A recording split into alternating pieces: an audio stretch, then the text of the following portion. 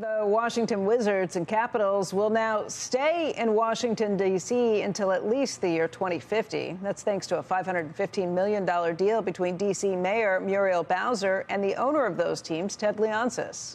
Mayor Bowser joins us this morning with the details. And Mayor, we have to say, first of all, wow, this is quite an upset you pulled off, because we had Virginia Governor Glenn Youngkin on the program in December announcing that he was stealing those teams and that they were going to be relocating. So what happened? How did this all come together? Well, we all had the feeling of not so fast. These are our teams, and we believe that D.C. teams should play in D.C. And we put a very strong offer on the table back in December. And since that day, we've been working to make it even stronger, to build a great infrastructure around it, and to put that back in front of the team. I was reading a story from the Washington Post about this, and it sounded from Ted Leonsis' point of view like you were mad when this first happened, but then you ran into him accidentally in a hotel when he was there for a conference and you were there for a separate meeting. Was that really an accident? It really was. Downtown Washington has some great places, the Waldorf Astoria being one of them. I take meetings there frequently, coffee meetings, and he was there. I saw him. I excused myself from my meeting and said, look, I'm sorry, but this is a conversation that needs to happen today. I mean, that's really incredible how you were able to put your frustration aside and build a productive working relationship.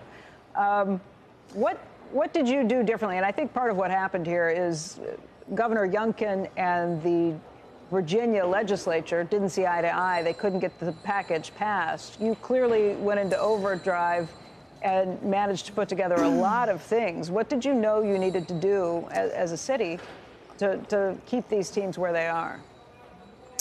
Well, one thing that we recognized was there was a lot of risk in the deal, that the details were very scant when it was announced in Virginia. And we soon just learned that it sounded too good to be true, and it probably was too good to be true. What we had was a real deal. We had the ability for the teams to renovate and place here at an iconic location where they've been incredibly successful. One thing that we know is over the last 3 years, post-COVID years, they've made more money here, have had more ticket sales here than they've had in their history. So what was missing is how this building could be modernized, speak better to the downtown, and grow. We had to sell them on a growing right here in place, an urban campus, and we've done exactly that.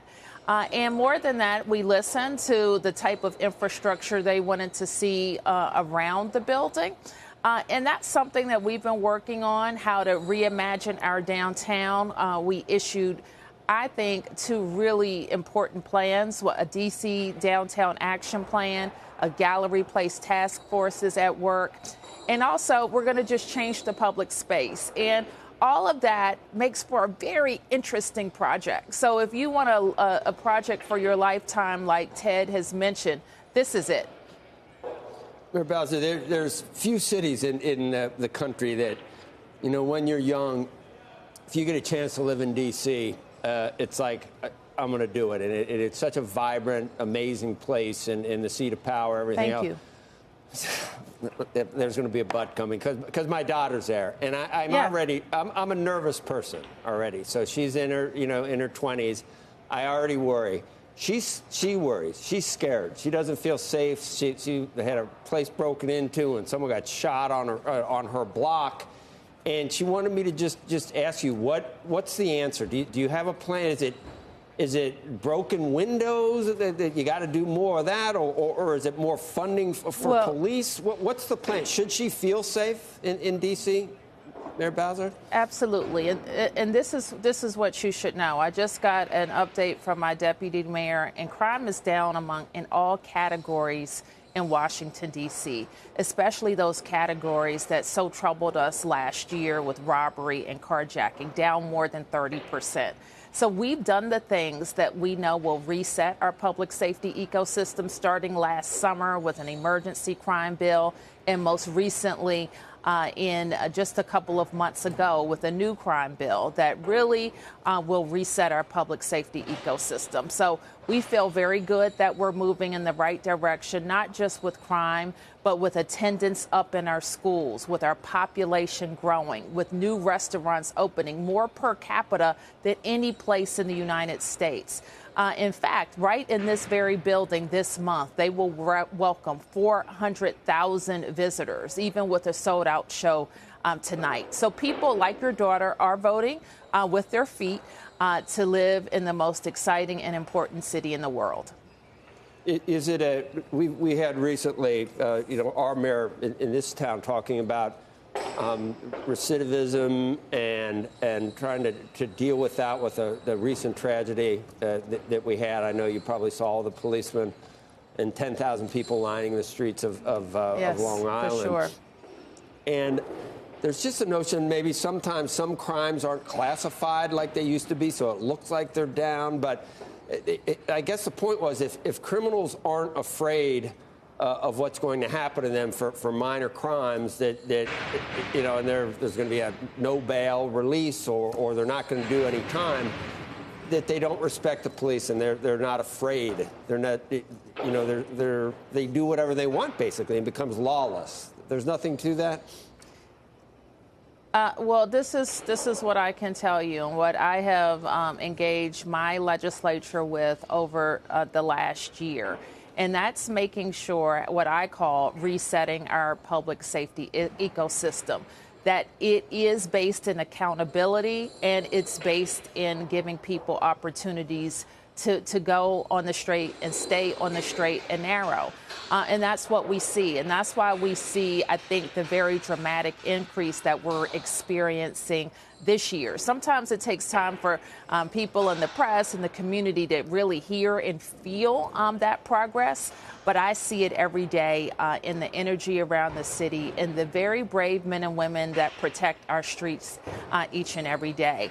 So anyone who's interested in working for a very progressive law enforcement agency, great benefits, and live in the best city in the world, MPD is hiring in Washington, D.C.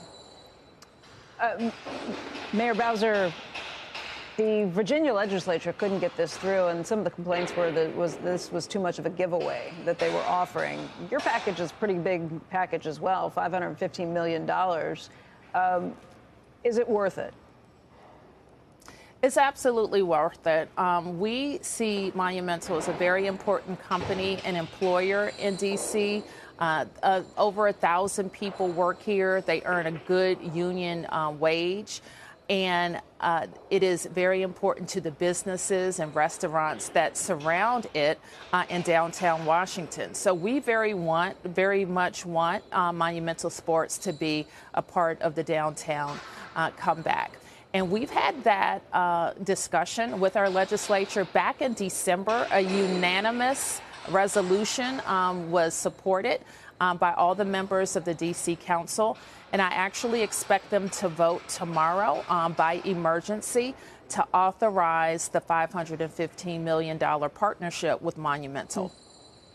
You said you knew it wasn't a done deal with Virginia, the announcement of them leaving, because Ted hadn't signed any paperwork yet. Has he signed the paperwork with you? He has. We were right here on this court behind me where we signed the terms that would lead to our final agreement. So our process, we expect to be a shorter one. The council will vote tomorrow. They'll vote on my budget, and then we will produce our development agreement. And right after that, we can issue the bonds that will help them start a 3-year renovation here.